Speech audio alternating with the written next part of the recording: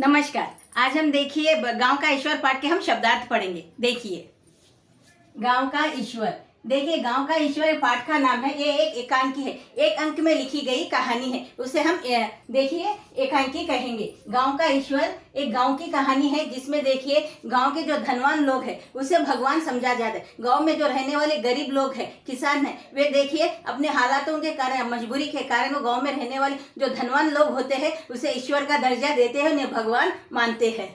तो देखिए इस पाठ में गांव की कहानी बताई गई है। देखिए और लेखक का नाम है डॉक्टर लक्ष्मी नारायण लाल। शब्दार्थ देखेंगे। बेमेल विवाह। देखिए बेमेल विवाह का अर्थ है बिना राजी के लड़के लड़की की शादी करवाना। जैसे कि लड़का बड़ी उम्र का होता है और लड़की बहुत ही छोटी होती है, या कोई पुरुष होता है और बड़े उम्र के पुरुष के साथ छोटी सी लड़की की शादी करवाई जाती है, तो उसे हम कहेंगे बेमेल विवाह। और ऐसे भी हम कह सकते हैं कि लड़का लड़की राजी न होने पर भी जबरदस्ती उनकी शादी करवाई जाती है, तो उसे भी हम कहेंगे बेमेल विवाह। देखिए इसका अर्थ है, देखिए बिना राजी के शादी करवाना। लड़के और लड़की में भारी अंतर होना, यानी कि लड़के और लड़की में उम्र का भी बहुत ज्यादा फासला होता है, अंतर होता है, उसे हम कहेंगे बेमेल विवाह। यहाँ पर देखिए मानवीय संबंध। देखिए मानवीय संबंध का अर्थ देखिए मन की उदारता। देखिए मन की उदारता यानी कि मन में दया की भावना होना, प्रेम की भावना होना, और दूर तक देखने की दृष्टि जो संबंधों को व्यापक बनाती है। देखिए मन की उदारता होने के कारण देखिए मन में दया की भावना है, ममता की भावना है, प्रेम की भावना है, तो देखिए हम सभी लोगों से प्रेम करते हैं, चाहे वो अपने है या पराये है या बाहर के, सभी से हम आदर सम्मान से बात करते हैं, सभी को समान दृष्टि से हम देखते हैं। तो देखिए उसे हम कहेंगे मानवीय संबंध, यानी कि जो रक्त के संबंध होते हैं। रक्त के संबंध का अर्थ है जिनका हमारा रिश्ता देखिए खून का संबंध होता है, और जो जिनसे हमारा संबंध नहीं होता है, जो बाहर के लोग होते हैं, ऐसे भी संबंध होते हैं, तो उनसे साथ हम जुड़े हुए होते हैं, तो उसे हम कहेंगे मानवीय संबंध। यानी कि मन में हमारे मानवता होना है, हम सभी लोगों में समान भाव से देखते हैं और सभी से प्रेम की भावना रखते हैं, और सभी को समान रूप से कभी मुसीबत पड़ने पर या परेशानी होने पर हम समान रूप से सभी की सहायता करते हैं। तो ये है मन में उदारता होना है, मन में दया की भावना रखना। तो ऐसे जो संबंध है वो मानवीय संबंध कहलाते हैं।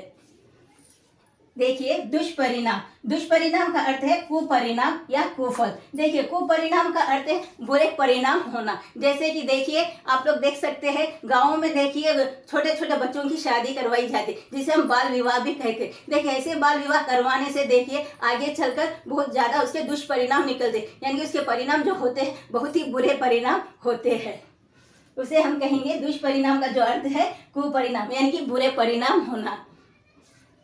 चरण स्पर्श। देखिए चरण स्पर्श का अर्थ देखिए श्रद्धा और आदर के साथ अपनों से बड़ों के पैर छूना। देखिए हम देखिए जब अपने घर में अपने माता पिता और बड़े जो सदस्य होते हैं, हम बहुत आदर और सम्मान के साथ उनके पैर छूते हैं, उनका आशीर्वाद लेते हैं, तो उसे हम कहेंगे चरण स्पर्श करना। और देखिए हम जब भी घर में पूजा करते हैं, मंदिर में जाते हैं और अपने ईश्वर के सामने हम खड़े रहते हैं, तो हम अपने भगवान के हम चरण स्पर्श करते हैं और उनका आशीर्वाद हम लेते हैं, तो उसे हम कहेंगे चरण स्पर्श करना। दृष्टिकोण। दृष्टिकोण का अर्थ देखिए नजरिया। दृष्टिकोण को हम नजरिया भी कहेंगे।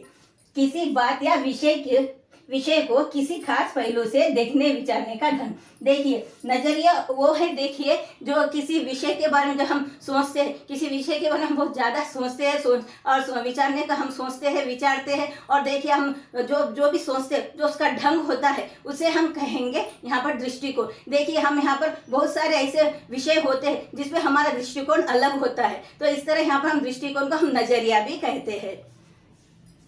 निस्सहाय। निस्सहाय का अर्थ है कोई सहायता या मदद नहीं मिलना। देखिए मैं बहुत ज्यादा निस्सहाय हूँ। देखिए क्योंकि मैं निस्सहाय हूँ, क्योंकि कोई मेरी मदद नहीं कर रहा है, कहीं भी किसी भी तरह की मुझे सहायता नहीं मिल रहा है, चारों तरफ से मैं अकेले पड़ गई हूँ, तो मैं यहाँ पर कैसी हूँ, मैं निस्सहाय हूँ, यानी कि मेरी कोई मदद करने वाला नहीं है।